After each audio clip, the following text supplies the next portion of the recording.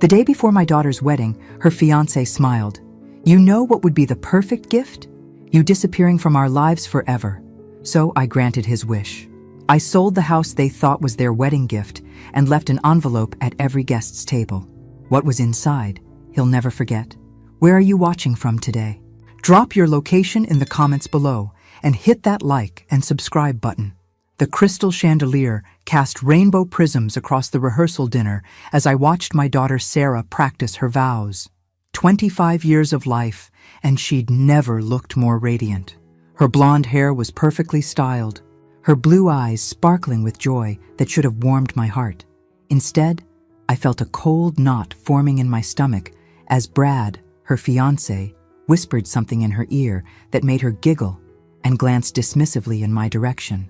"Mrs. Henderson," Brad approached me with that practiced smile I'd learned to distrust over the past year.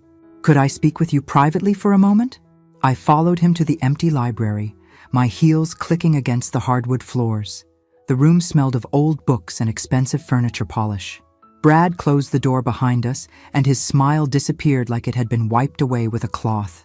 "Listen, Margaret," he said, dropping the respectful pretense he usually maintained around Sarah. "I think it's time we had an honest conversation about tomorrow." "What about tomorrow?" I asked, though something in his tone made my pulse quicken. Brad straightened his tie, a nervous habit I'd noticed whenever he was about to lie. "Well, you know Sarah and I have been talking about our future, our plans as a married couple." "Of course, that's natural. The thing is," he continued, moving to pour himself a brandy from Robert's collection, "we've decided we want to start fresh. New life, new priorities. Clean slate, if you know what I mean." I didn't, but I sensed I was about to learn. "I'm afraid I don't follow, Brad." He took a long sip and turned to face me fully. "We don't want you in our lives anymore, Margaret. After tomorrow, we think it would be best if you just disappeared. Permanently." The words hung in the air like smoke. I stared at him, certain I'd misheard. "Excuse me? Look, I'll be direct since you seem confused."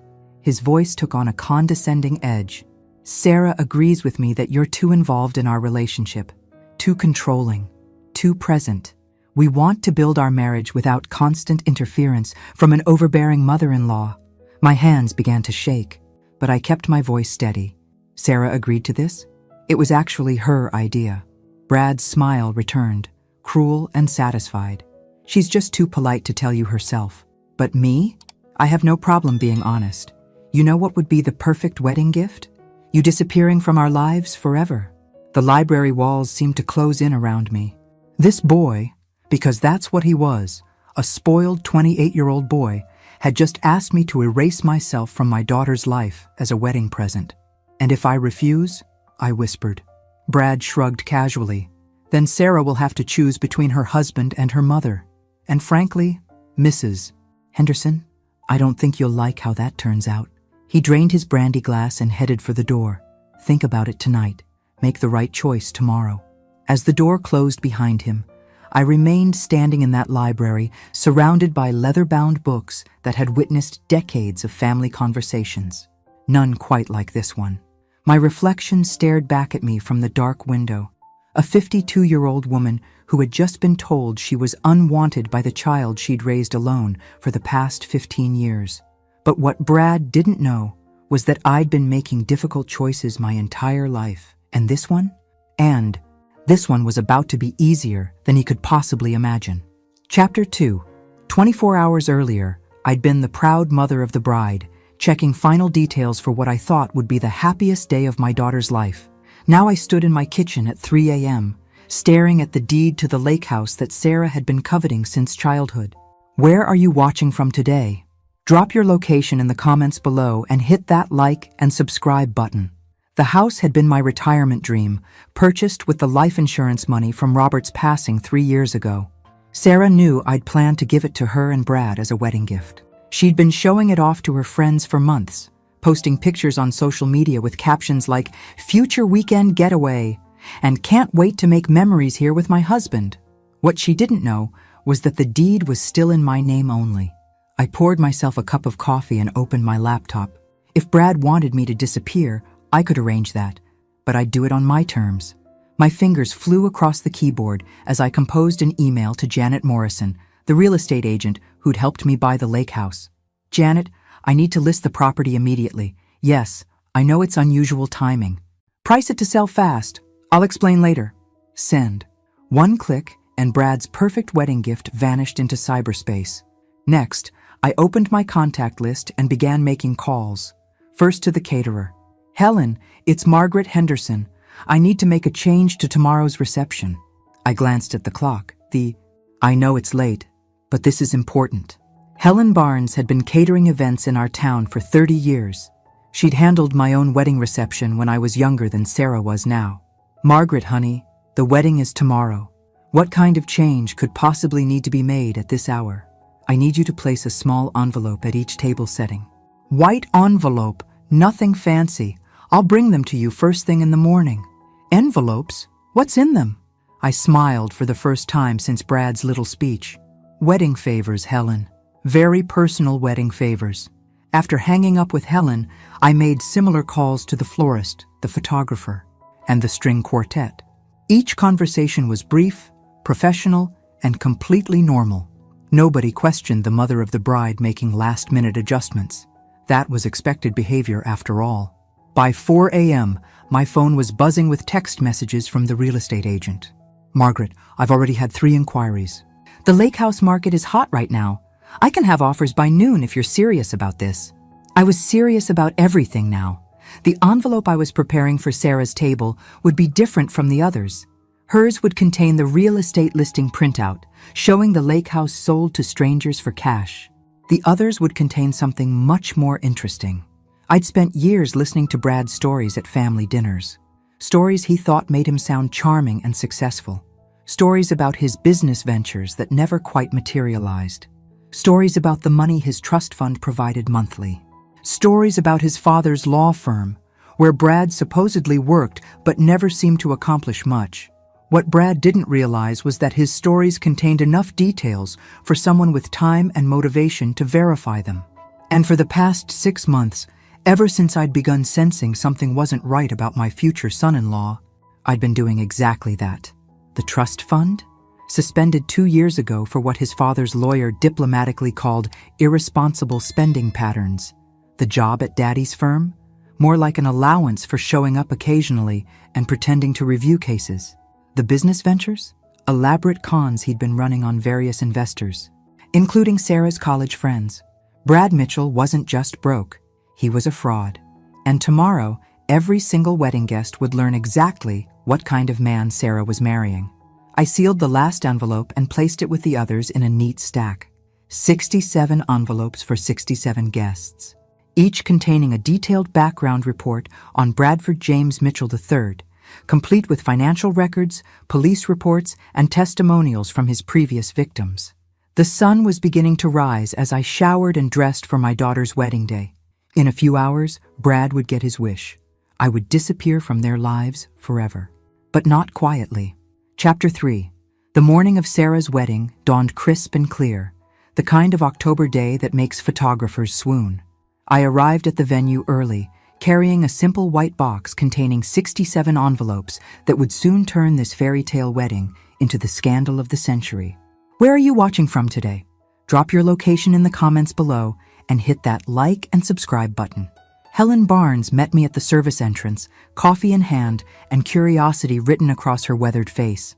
Margaret, I've been in this business for 3 decades, and I've never had a mother of the bride bring mysterious envelopes at dawn. You're making me nervous. Trust me, Helen. Today's reception will be memorable. I handed her the box, noting how her eyebrows rose at the weight. 1 envelope per table setting, exactly as I described.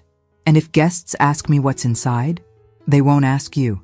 They'll be too busy reading. I pulled out my phone to check for messages from Janet. 3 offers already, all above asking price. The lake house would be gone before the ceremony ended. Helen shook her head but took the box. Your daughter's going to kill me if this ruins her day. My daughter made her choice, I replied. She'll have to live with the consequences. I spent the next 2 hours at the salon, getting my hair and makeup done alongside Sarah and her bridesmaids. The atmosphere was giddy, champagne flowing freely as the girls chatted about the reception, The honeymoon, the future. Sarah looked radiant in her white silk robe, diamond earrings catching the morning light. "Mom, I'm so nervous," she confided as the makeup artist applied her lipstick. "What if something goes wrong?" I squeezed her hand, feeling a pang of sadness for what was about to happen. "Sweetheart, sometimes things go wrong for a reason.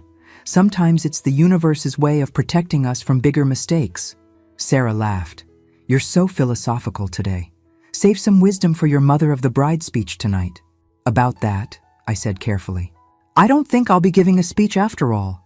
"What? Mom, you've been working on that speech for months." "Plans change, honey. You'll understand soon enough." The ceremony took place at 4 p.m. in the rose garden behind the country club. Sarah walked down the aisle on my brother Tom's arm, since her father wasn't alive to give her away. She was breathtaking in her grandmother's vintage lace dress, veil flowing behind her like a cloud. For a moment, watching her approach the altar, I almost wavered. Then I saw Brad smile. That same practiced, empty smile he'd given me in the library. The smile of a predator who thought he'd won. The minister began the traditional words. "Dearly beloved, we are gathered here today." But I found myself thinking different words. "Dearly deceived, we are gathered here to witness the union of a naive young woman and a con artist." When the minister asked if anyone objected to this union, I remained silent. The truth would speak for itself soon enough. "You may kiss the bride," the minister announced, and Brad swept Sarah into his arms for a passionate kiss that earned applause from the assembled guests. As they walked back down the aisle together, Sarah caught my eye and blew me a kiss. I smiled and waved back, knowing it might be the last time she'd look at me with love instead of hatred. The cocktail hour passed in a blur of congratulations and small talk. Guests mingled on the terrace, admiring the view of the lake where my former house sat empty, already sold to strangers. I made polite conversation with relatives and family friends, accepting their compliments on the beautiful ceremony and elegant reception. "Margaret, you must be so proud," gushed Aunt Dorothy. "Sarah looks absolutely radiant, and Brad seems like such a catch." "He certainly caught something," I murmured, watching the waiters begin seating guests for dinner. At 6:30, the dinner bell chimed, and guests made their way to their assigned tables. Each place setting included Helen's beautiful floral arrangements, polished silverware, and one small white envelope bearing the guest's name.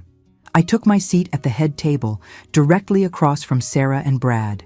The happy couple was busy accepting congratulations and posing for photos, completely oblivious to what was about to unfold.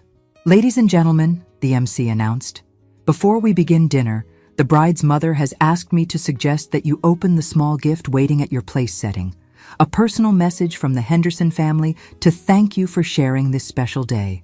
67 hands reached for 67 envelopes simultaneously, and my daughter's perfect wedding day began to implode. Chapter 4. The first gasp came from table 3, where Brad's college fraternity brothers were seated.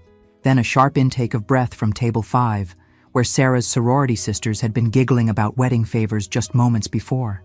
By the time the contents of the envelopes had been fully absorbed, the reception hall had fallen into the kind of silence usually reserved for funerals. Where are you watching from today? Drop your location in the comments below and hit that like and subscribe button. Brad noticed the change in atmosphere before Sarah did. His head swiveled around the room, taking in the shocked faces, the whispered conversations, the way people were staring at him with expressions ranging from disgust to pity. When his gaze finally landed on me, I raised my champagne glass in a mock toast. "Mom?" Sarah's voice was uncertain. "What's happening?" Everyone looked so strange.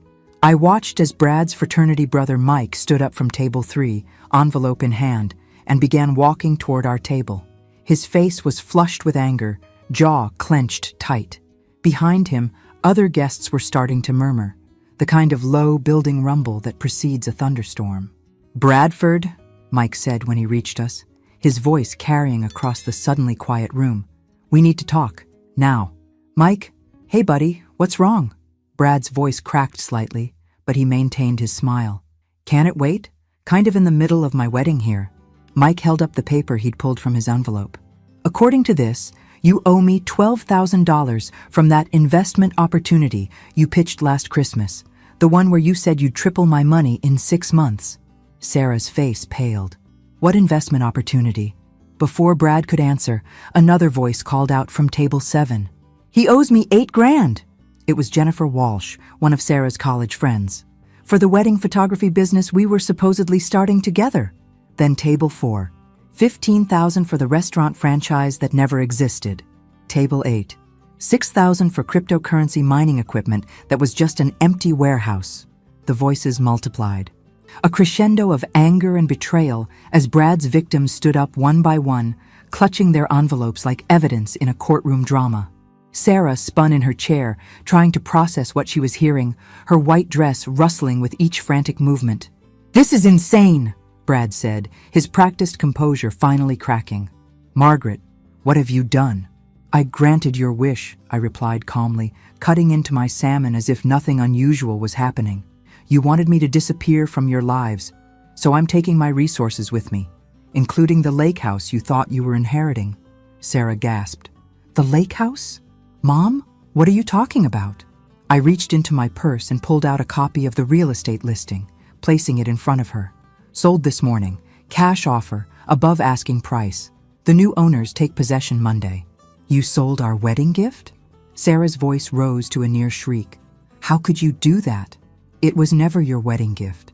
"Sweetheart, it was my house, my decision." I turned to face her fully. "Just like it was your decision to ask me to disappear from your life." Confusion flickered across Sarah's features. "I never asked you to disappear." "What are you talking about?" Before I could answer, Brad grabbed Sarah's arm. "We need to leave, now. This is obviously some kind of breakdown, and we don't have to sit here and be humiliated." But Sarah shook him off, her eyes locked on mine. "Mom, explain this. Explain all of this." I glanced around the room where 67 wedding guests were now holding documented proof of Brad's criminal activity. Some were on their phones, probably calling lawyers or police. Others were comparing notes, realizing how extensively they'd been manipulated. "Last night," I said quietly, "your fiancé told me that the perfect wedding gift would be my permanent disappearance from your lives. He said it was actually your idea, Sarah, that you were too polite to tell me yourself." Sarah's face went white. "That's not true. I never said that." I watched as the realization hit her. The betrayal wasn't just financial. Brad had been playing us against each other, isolating her from the one person who might have protected her from his schemes. "Tell her, Brad," I said. "Tell my daughter exactly what you said to me in the library last night." But Brad was no longer listening. He was backing away from our table, his face flushed with panic as more guests approached with their envelopes, demanding answers and restitution. "This is harassment," he said loudly. "My father's law firm will be in touch about this libel." That's when elderly Judge Morrison from Table 9 stood up, his voice booming across the reception hall. "Your father's law firm disowned you 18 months ago for embezzlement, son.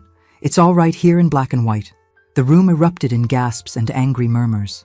Sarah buried her face in her hands, her perfect wedding day collapsing around her like a house of cards. And I sat there, calmly finishing my dinner, watching the man who'd tried to erase me from my daughter's life get exactly what he deserved. Chapter 5. The reception hall looked like a crime scene by 8 p.m. Police had arrived after 3 guests called to report fraud. Wedding cake sat untouched, while investigators took statements, and Sarah's beautiful white dress was stained with tears and mascara. My daughter sat hunched in her chair, staring at the evidence spread across our table like she was seeing it for the first time. "Where are you watching from today? Drop your location in the comments below and hit that like and subscribe button." "Mrs. Henderson, we'll need to speak with you as well," Detective Morrison said, approaching our table with a notebook in hand. He was Judge Morrison's nephew and had been watching the evening's revelations with professional interest. "Of course, Detective, though I think you'll find I'm more of a witness than a suspect." Sarah finally looked up at me, her eyes red-rimmed and confused. "Mom, how long have you known about this?" I set down my coffee cup and chose my words carefully. "I started having concerns about 6 months ago. Little inconsistencies in Brad's stories, references to business deals that didn't add up. So I did what any mother would do. I investigated. You investigated my fiancé? I protected my daughter. I pulled out a manila folder I'd kept hidden in my purse all evening. 6 months of private investigator reports, financial records, and police documentation. Brad Mitchell isn't just broke, Sarah. He's been running cons since college. Detective Morrison examined the folder contents, his eyebrows rising with each page. This is quite thorough, Mrs. Henderson. Professional-grade investigation. I hired the best. Money well spent, as it turns out. Sarah grabbed the folder, scanning the documents with growing horror. A restraining order from his ex-girlfriend. Theft charges that were dropped. Mom, why didn't you tell me? I tried to, sweetheart. Remember our lunch last month when I suggested a longer engagement? Or when I recommended that premarital financial counseling? Every time I raised concerns, you defended him. You said I was being overprotective, but you could have just shown me this evidence. I laughed bitterly. Could I? You've been so infatuated with Brad that you stopped returning my calls half the time. When's the last time we had a real conversation, Sarah? One where you didn't cut me off to take his phone call or rush off to meet him. Sarah opened her mouth to argue, then closed it. We both knew I was right. The night before your wedding, I continued, Brad made his position crystal clear. He wanted me gone. Not just distant, completely erased from your lives. He said it was your idea. It wasn't, Sarah whispered. I swear, Mom, I never said that. I know that now. But last night, I believed him. I believed that my own daughter wanted me to disappear. I felt tears threatening for the first time all day. Do you have any idea what that felt like? Before Sarah could answer, a commotion erupted near the exit. Brad was trying to leave with his groomsmen, but several guests had formed a human barrier. Mike from table 3 was still clutching his envelope, his face red with fury. You're not going anywhere until we figure out how to get our money back, Mike declared. Some of us are talking about a class action lawsuit. This is kidnapping, Brad protested, though his voice lacked its usual confidence. You can't force me to stay here. Actually, Detective Morrison interjected, approaching the group, I can. Bradford Mitchell, you're under arrest for fraud and conspiracy to commit theft. The Miranda rights were read in front of 67 wedding guests, the string quartet, and 3 very confused catering staff. Brad's face went through a rainbow of emotions: shock, anger, fear, and finally a desperate calculation as he searched the room for some escape route. His eyes landed on Sarah, still sitting in her ruined wedding dress, and for a moment his mask slipped completely. Instead of love, or even regret, I saw something cold and predatory. This wasn't the face of a man who'd lost the love of his life. This was the face of a con artist whose mark had finally wised up. Sarah, he called out as the handcuffs clicked into place. This is all a misunderstanding. Your mother is obviously having some kind of breakdown.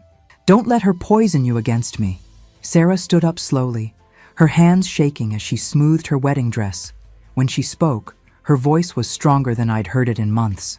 Brad, did you tell my mother that I wanted her to disappear from our lives? The question hung in the air like a challenge. Brad's lawyer training kicked in, and he opened his mouth to deflect, to spin, to manipulate the situation one last time. But Sarah held up her hand, stopping him. Don't. For once in our relationship, just tell me the truth. Brad looked around the room, calculating odds and possibilities, then apparently decided the truth was his only remaining play. Yes, I said that. But Sarah, you have to understand. She was interfering with our relationship. We needed space to build our marriage without her constant involvement. Constant involvement like paying for this wedding? Like giving us the lake house?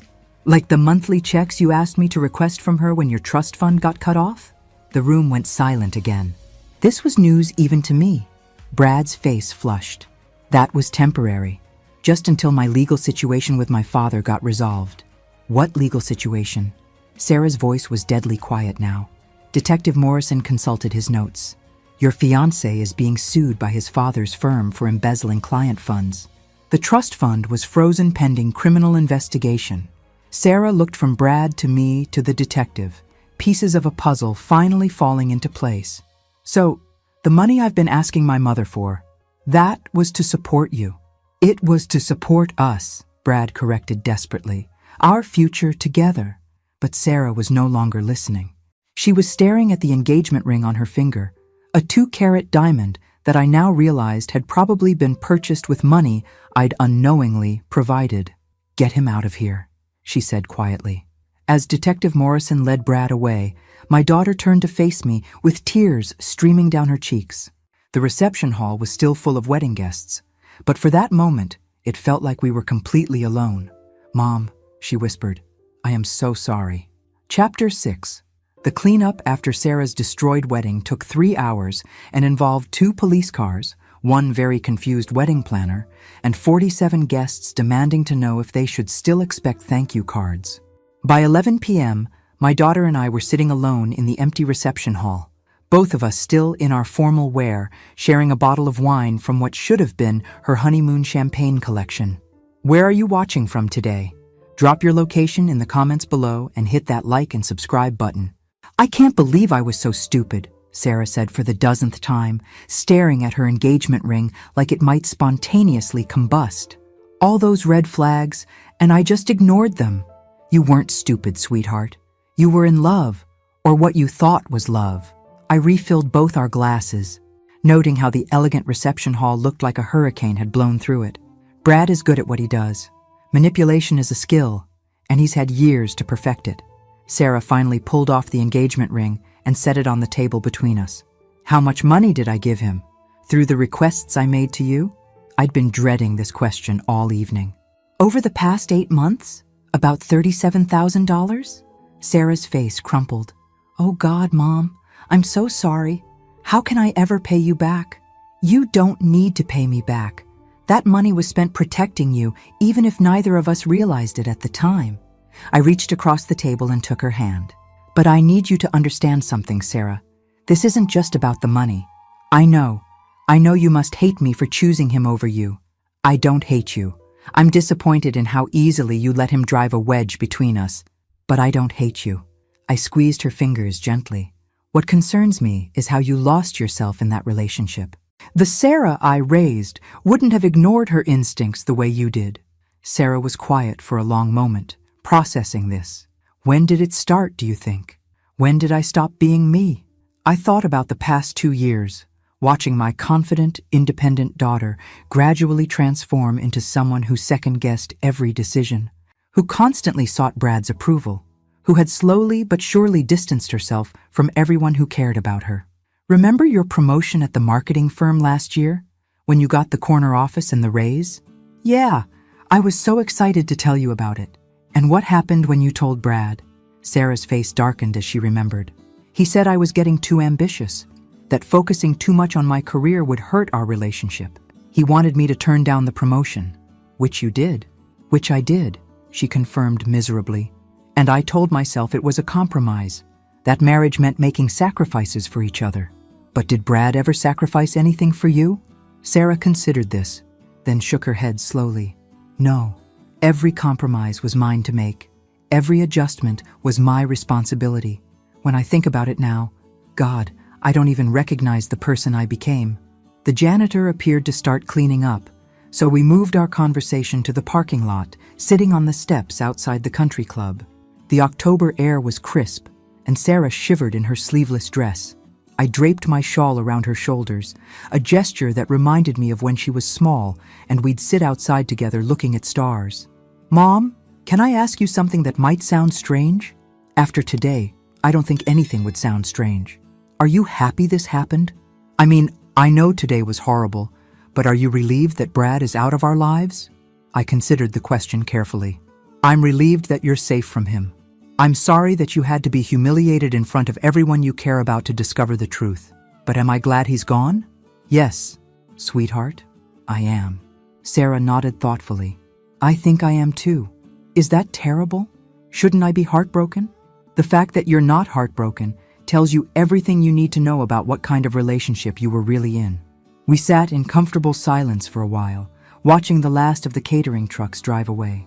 Tomorrow the country club would host another event, and this night would become just another story in their collection of wedding disasters.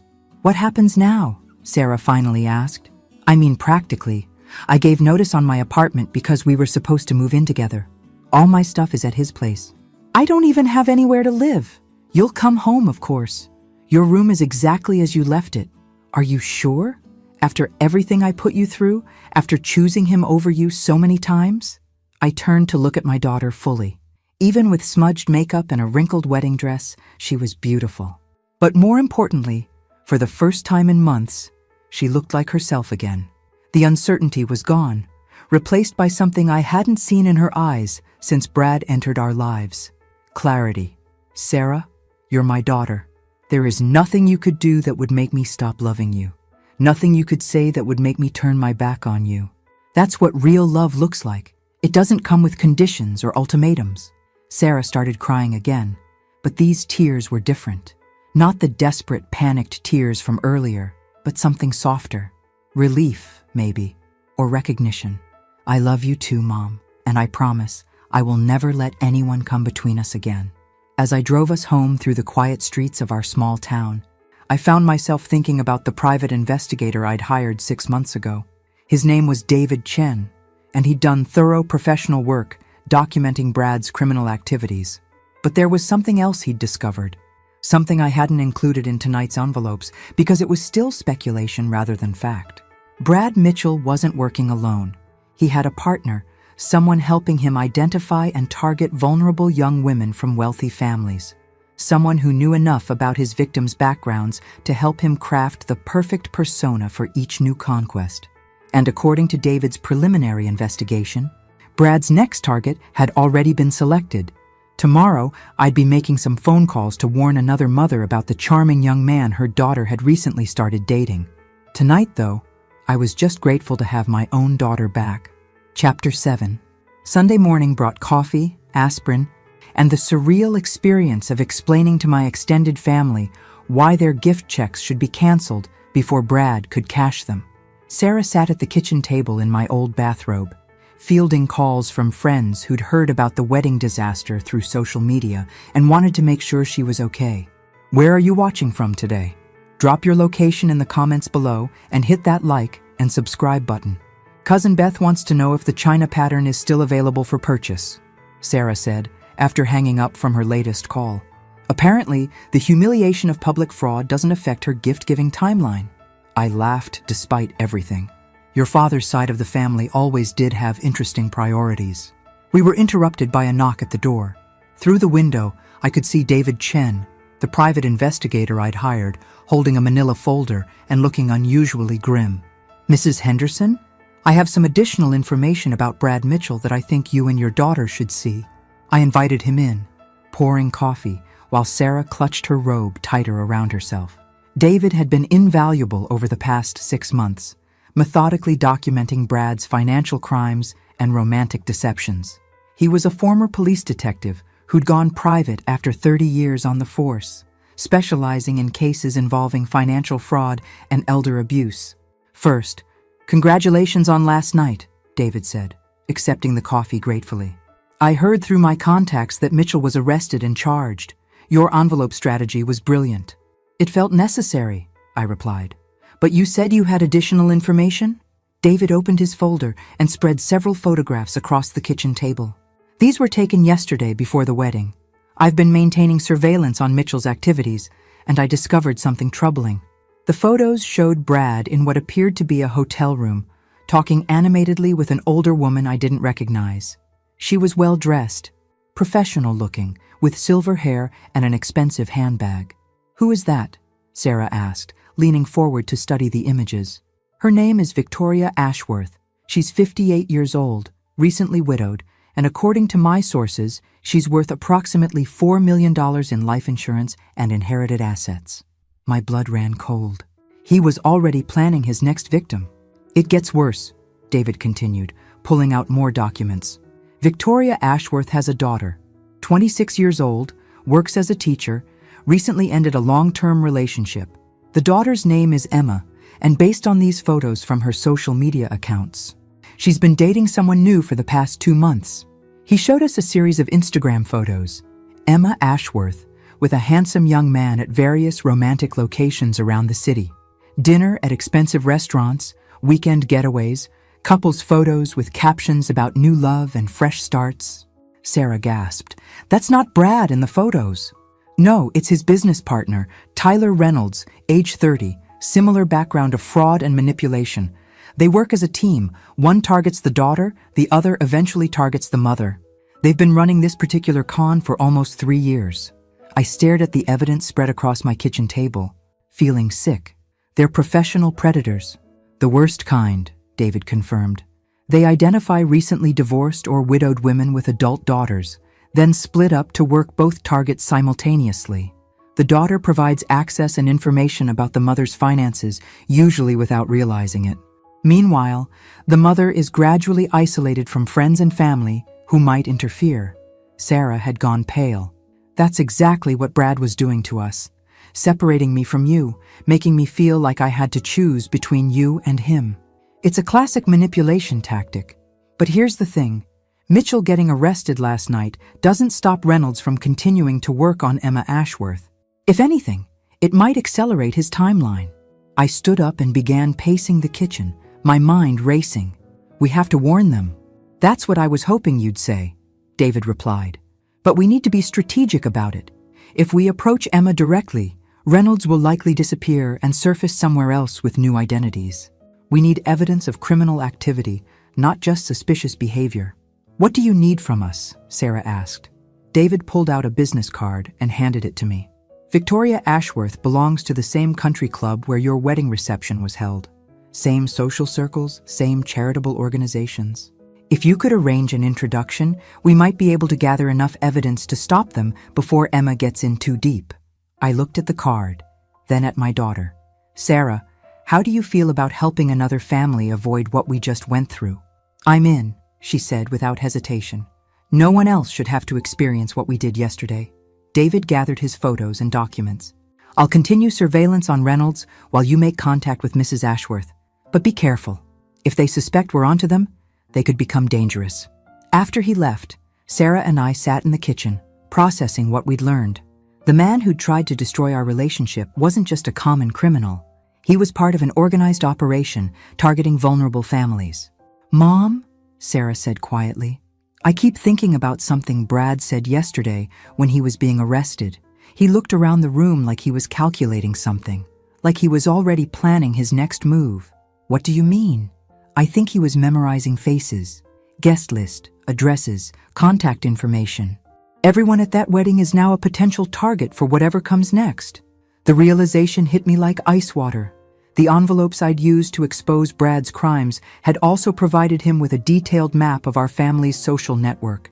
Every person at that wedding reception was now vulnerable to retaliation or recruitment. I reached for my phone. We need to call Detective Morrison. And then we need to start making some very important phone calls to warn people. As I dialed the detective's number, I found myself thinking about the irony of the situation. 24 hours ago, I'd been a mother trying to protect her daughter from a dangerous man. Now, I was apparently leading a campaign to protect an entire community from a criminal network. But if that's what it took to keep other families safe, then that's exactly what I was going to do. Chapter 8. Monday morning found me in the most unlikely place imaginable.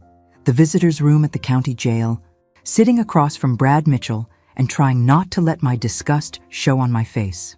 Detective Morrison had arranged the meeting after I'd explained David Chen's discoveries about the criminal partnership with Tyler Reynolds.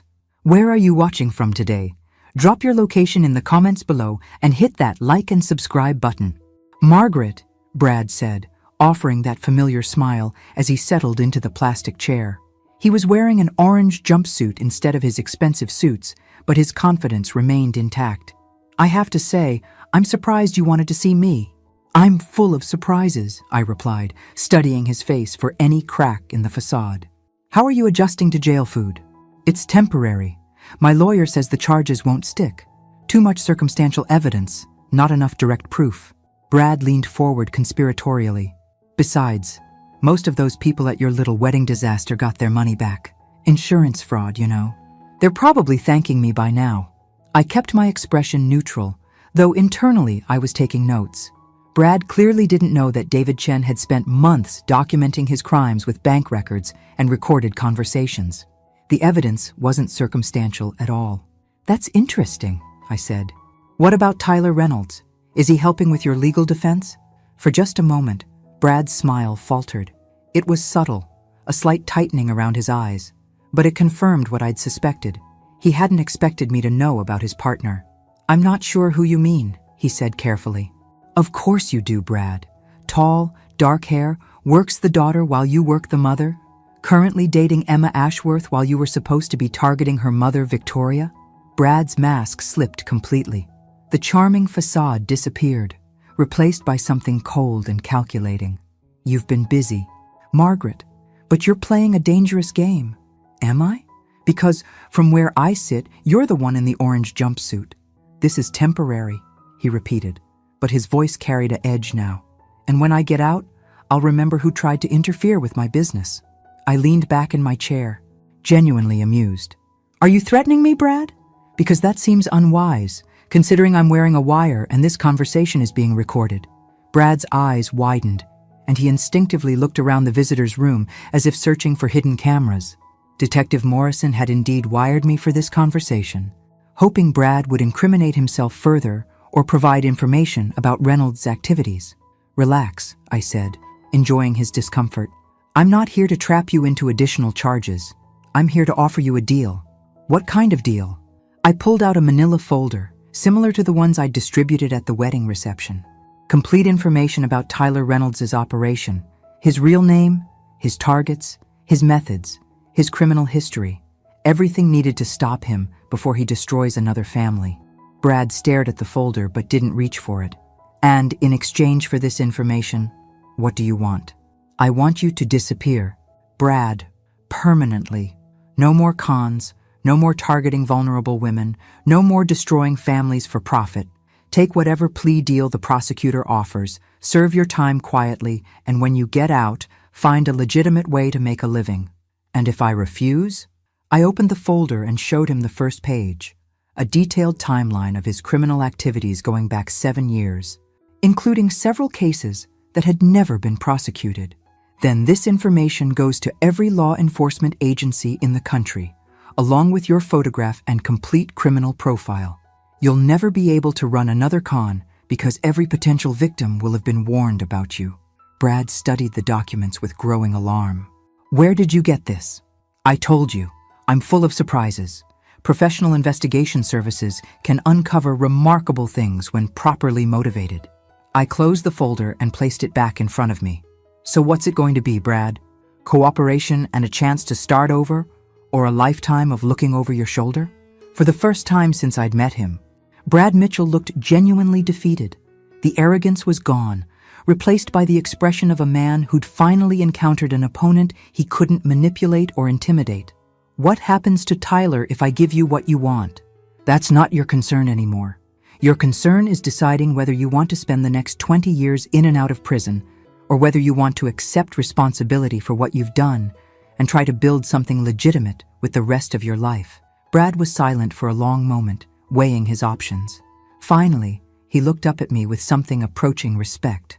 "You're not what I expected, Margaret. Most people would have just walked away after exposing me at the wedding. Most people don't have daughters they're trying to protect. And most people haven't spent 52 years learning that sometimes the only way to deal with bullies is to fight back harder than they expect." "All right," he said finally. "I'll tell you everything about Tyler's operation, but I want something in addition to the plea deal." "What?" "I want to talk to Sarah." I want to apologize to her properly, not through lawyers or intermediaries. Just 5 minutes to tell her that I'm sorry and that none of this was her fault." I studied his face, looking for signs of manipulation or hidden agenda. But for the first time since I'd known him, Brad Mitchell appeared to be telling the truth. "I'll ask her," I said. "But Sarah makes that decision, not me. If she says no, you accept it and move on." "Agreed." I stood up and collected my folder. "Detective Morrison will be in touch about the details. And Brad, if you're lying to me about wanting to change, if this is just another con to buy yourself time, I will make it my personal mission to ensure you never hurt another family." As I walked away, I heard him call after me, "Margaret, for what it's worth, I think Sarah is lucky to have you as her mother." I didn't turn around to respond, but I found myself thinking that if Brad Mitchell really was capable of change, then maybe there was hope for everyone. The question was whether Tyler Reynolds would be as easy to stop, or if he'd prove to be even more dangerous than his now imprisoned partner. Chapter 9. Tuesday evening, Sarah and I sat in Victoria Ashworth's elegant living room, surrounded by family photos and expensive artwork, watching a woman's world collapse in real time.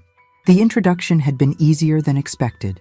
Victoria and I had mutual friends from the country club, and a casual mention of recent challenges with young men who aren't what they seem had opened the door to a deeper conversation. Where are you watching from today? Drop your location in the comments below and hit that like and subscribe button. You're telling me that Tyler has been lying about everything? Victoria asked, her hands shaking as she reviewed the documents David Chen had provided. His job, his family background, his feelings for Emma? I'm afraid so, I replied gently. And more importantly, Mrs. Ashworth, we believe you were his ultimate target. Emma was just the access point. Victoria was an intelligent woman, retired college professor, active in community organizations, clearly nobody's fool under normal circumstances.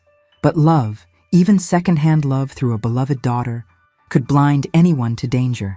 Emma is going to be devastated, Victoria whispered. She's been talking about introducing him to me formally next weekend. She thinks he might propose soon. Sarah leaned forward from her place on the sofa. Mrs. Ashworth, I know exactly how she feels. 3 days ago, I was convinced I was marrying the love of my life. The humiliation is temporary, but the relief of discovering the truth before making a permanent mistake? That lasts forever. But how do we tell her? How do I explain that I allowed a stranger to investigate her boyfriend without her knowledge? That was the delicate part. Emma Ashworth was currently at work, unaware that her mother was learning about Tyler Reynolds' criminal history. According to David's surveillance, Tyler was planning to escalate their relationship this week, possibly proposing marriage as a way to accelerate access to Victoria's finances. We have a plan, I said carefully, but it requires your cooperation and Emma's presence here tomorrow night. I explained the strategy David Chen had developed. Rather than confronting Emma directly with evidence of Tyler's deception, we would arrange for her to discover the truth herself. Tyler would be invited to dinner at Victoria's house, where hidden cameras would record his responses to carefully crafted questions about his background. When his lies became obvious, Emma would see for herself what kind of man she'd been dating. It feels manipulative, Victoria said. It is manipulative, I agreed. But Tyler Reynolds has been manipulating your daughter for months. Sometimes the only way to expose a manipulator is to use their own tactics against them. Victoria studied the photographs of her daughter with Tyler, their faces bright with apparent happiness. What if Emma chooses to believe him over the evidence? What if she's too attached to let go? Sarah and I exchanged glances. Then you support her while protecting yourself, Sarah said. You can't force someone to see the truth if they're not ready, but you can make sure they can't use you to fund their delusions.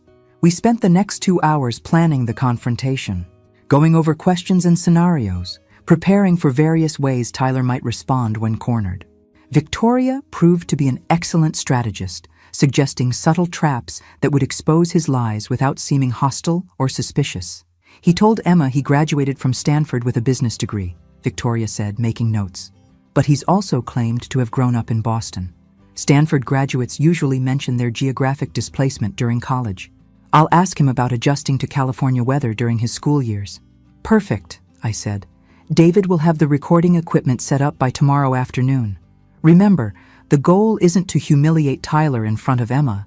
It's to let her see who he really is. As we prepared to leave, Victoria caught my arm. Margaret, why are you doing this?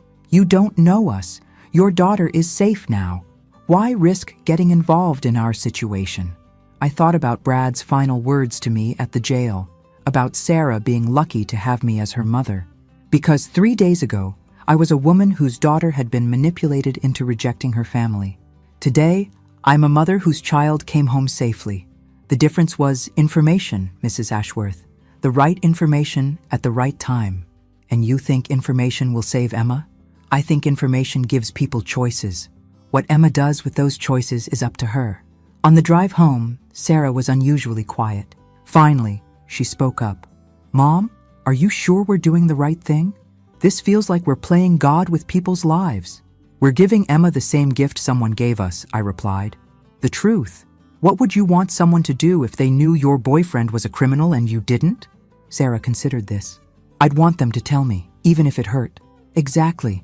And after tomorrow night, if Emma chooses to stay with Tyler despite knowing what he is, that's her decision to make. But at least it will be an informed decision. As we pulled into our driveway, my phone buzzed with a text from David Chen. Reynolds just booked flights to Miami for this weekend. 2 tickets. He's planning to run. I showed the message to Sarah, who went pale. He knows something. Someone must have warned him. I thought about Brad sitting in his jail cell, potentially making phone calls to unknown associates. Or someone's getting nervous about their partner's arrest and deciding to cut their losses. Either way, tomorrow's dinner at Victoria Ashworth's house had suddenly become much more urgent. If Tyler Reynolds disappeared with Emma, it could be months before anyone tracked them down. By then, Victoria's fortune could be gone, and Emma could be trapped in an abusive relationship hundreds of miles from home. Change of plans, I said, reaching for my phone to call Victoria. We're moving the dinner to tomorrow night, and we're going to make sure Tyler Reynolds doesn't make it to that airport. As I dialed Victoria's number, I found myself thinking about how much my life had changed since Brad's cruel words 3 days ago. The woman who'd been told to disappear had instead become someone who refused to let other families face the same threats. And tomorrow night, Tyler Reynolds would discover that his luck had finally run out. Chapter 10. Wednesday evening. Victoria Ashworth's dining room looked like the set of a police sting operation disguised as a family dinner. Hidden cameras recorded from 3 angles while Detective Morrison monitored from the kitchen, and David Chen watched from his car parked strategically across the street. Emma had arrived 30 minutes early, nervous about introducing Tyler to her mother, but excited about their future together. Where are you watching from today? Drop your location in the comments below and hit that like and subscribe button. Tyler Reynolds was everything Brad had described. Tall, handsome, charming, with the same practiced smile and confident demeanor that had fooled my daughter for so many months. He brought flowers for Victoria and had clearly researched her interests, making knowledgeable comments about the art collection and asking intelligent questions about her late husband's work. So Tyler, Victoria said as we moved through the appetizer course, Emma tells me you're from Boston originally. That must have been quite an adjustment, moving to California for Stanford. Tyler didn't miss a beat. Actually, the weather was the easy part. Coming from New England winters, California sunshine felt like a gift. The real challenge was the cultural differences. West Coast business practices are much more casual than what I grew up with. Emma smiled proudly at her boyfriend's smooth answer. Victoria and I exchanged glances. Tyler had passed the first test, which meant he was either telling the truth about his background or he was an exceptionally skilled liar. What was your major at Stanford? I asked casually. My late husband always said their business program was top-notch. Finance with a concentration in international markets. I wrote my senior thesis on emerging economies in Southeast Asia. Tyler reached for his wine glass, completely comfortable with the line of questioning. Strike 2. According to David's research, the real Tyler Reynolds had never attended Stanford University. He was maintaining his lies effortlessly, even when given multiple opportunities to come clean. How interesting, Victoria said. My brother teaches economics at Stanford. Professor William Ashworth. You might have had him for one of your courses. For the first time, Tyler hesitated. It was barely perceptible. A slight pause before answering. A quick glance toward the exit. I don't recall the name, but it's a large university. Different departments don't always overlap. Emma jumped in to help. Mom, Tyler graduated 8 years ago. Professor schedules change all the time. But Victoria pressed gently. Oh, William's been there for 25 years. Department head for the last 10. Surely you would have encountered him if you were a finance major. Tyler's smile became forced. You know, I'm starting to feel like I'm being interviewed for something. Is there a reason for all these questions about my college experience? The tension in the room ratcheted up several degrees. Emma looked confused and embarrassed. Victoria maintained her pleasant demeanor, but I could see her hands trembling slightly as she reached for her water glass. I'm just making conversation, Victoria said, getting to know the man my daughter cares about. Right, Tyler said, but his voice had an edge now. Well, maybe we could talk about something else? Emma mentioned you've been doing some traveling recently. It was a deflection, and a telling one. Tyler was trying to steer the conversation toward Victoria's activities and lifestyle, gathering information about her assets and vulnerabilities. Actually, I said, deciding to accelerate the timeline, I'm more interested in your travel plans. Emma mentioned you're thinking about a romantic getaway this weekend. Tyler's face went carefully blank. We've discussed it. Nothing definite. Miami's lovely this time of year, I continued. Great restaurants, beautiful beaches. Have you been there before? Emma turned to look at Tyler with surprise. Miami? I thought we were talking about Napa Valley for this weekend. Tyler's composure finally cracked. We discussed several options. I may have mentioned Miami as a possibility. When? Emma asked. We've been planning Napa for weeks. You even made restaurant reservations. Plans change, Tyler said curtly. Sometimes opportunities arise that require flexibility. That's when Detective Morrison chose to enter from the kitchen, his badge clearly visible on his belt. Excuse me for interrupting, he said politely. Mr. Reynolds, I wonder if I could have a word with you. Tyler stood up so quickly, his chair nearly fell over. I'm sorry, who are you? Detective Morrison, County Police. I believe you know my colleague Detective Parker from Miami. He's been looking for you regarding some financial irregularities involving elderly investors in Florida. Emma gasped. Financial irregularities? Tyler, what is he talking about? Tyler looked around the room, his escape routes cut off, his carefully constructed persona collapsing like a house of cards. This is entrapment. I haven't done anything wrong. Then you won't mind answering a few questions, Detective Morrison replied calmly. Starting with why you booked flights to Miami under 3 different names in the past 48 hours. 3 different names? Emma stood up, staring at Tyler with growing horror. Tyler, what's going on? Who are you? That's when Tyler made his final mistake.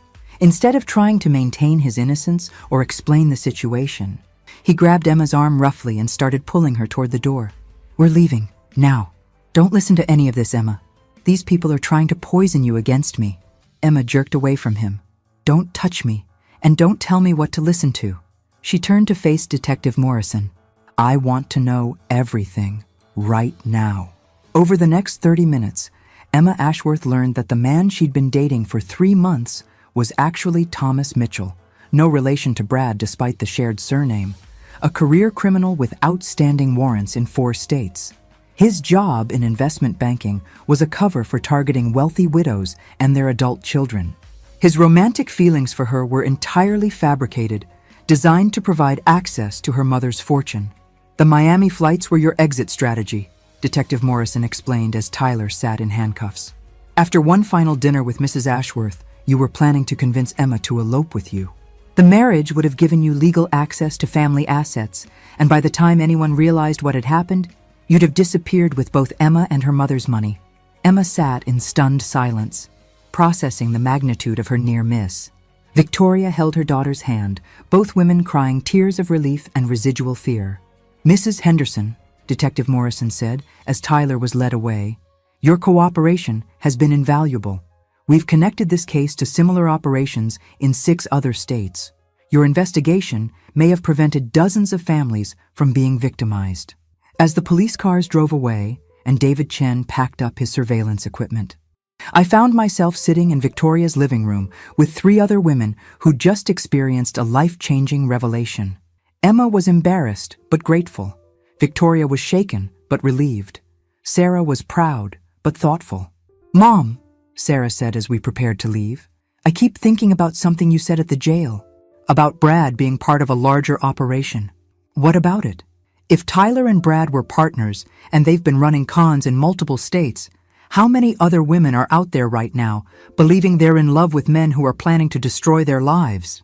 I looked at Victoria, who was comforting Emma, and thought about all the families who hadn't been lucky enough to have someone investigate their romantic predators.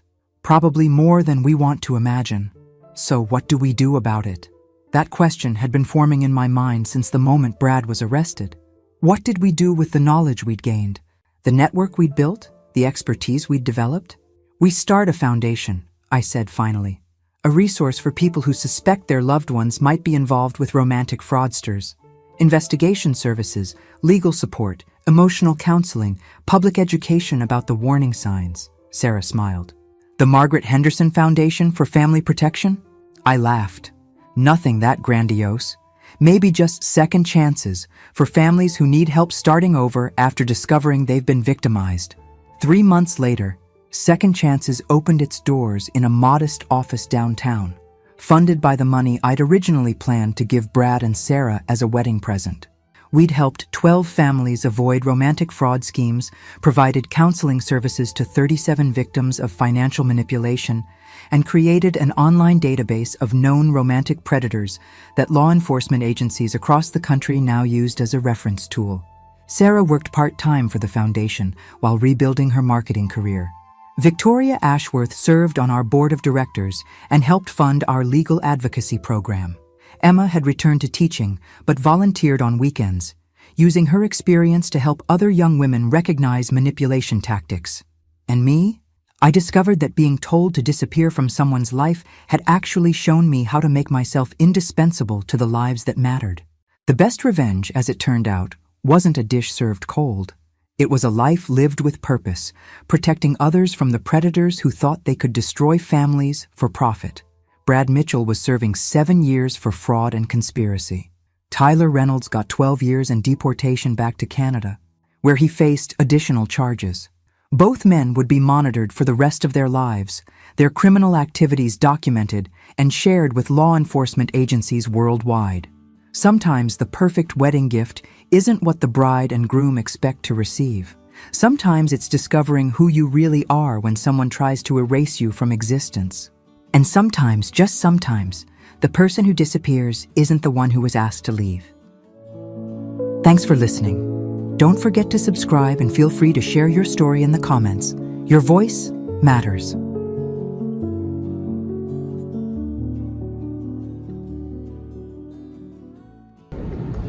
You know, before I end this video, I want to talk to you for a moment, not as a narrator, not as someone telling a story, but just as someone sitting across from you, reflecting on what we just experienced together.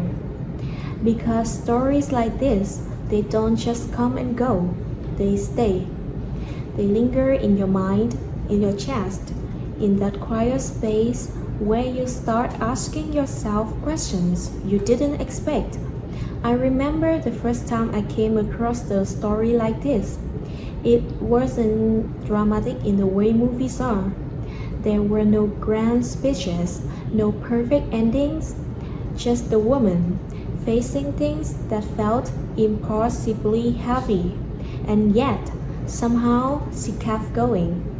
Not because she had all the answers, not because she wasn't afraid, but because something inside her refused to give up.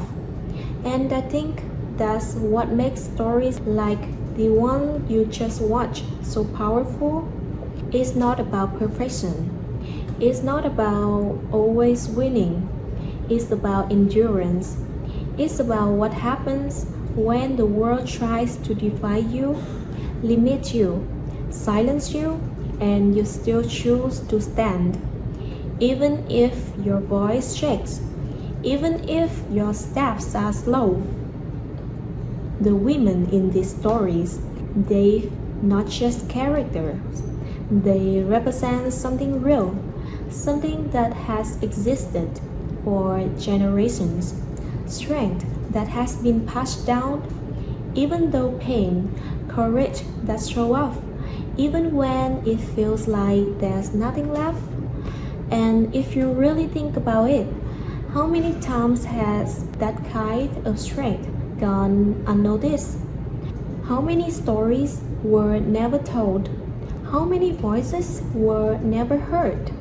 That's why this channel exists, to create a space where those stories are not just told but felt, where every moment of struggle matters, where every act of courage, no matter how small, is seen, and where rising again and again becomes something worth honoring. Maybe there was a moment in this story that hit you a little differently? Maybe it reminded you of someone you know. Maybe it reminded you of yourself. And if it did, I hope you hold on to that. Because strength doesn't always look like what we expect. Sometimes it looks like surviving one more day. Sometimes it looks like walking away. Sometimes it looks like starting over when everything in you is tired. But it's still strength and it still matters. So as you leave this video, don't just move on to the next thing right away. Sit with this for a second. Think about the journeys you just witnessed. Think about what it represents. And most importantly, remember that every story like this is the reminder of something powerful. That no matter how many times someone is pushed down, no matter how many systems try to break them, there is always the possibility of rising again. If this story meant something to you, I'd love for you to stay with us on this journey, because there are so many more stories waiting.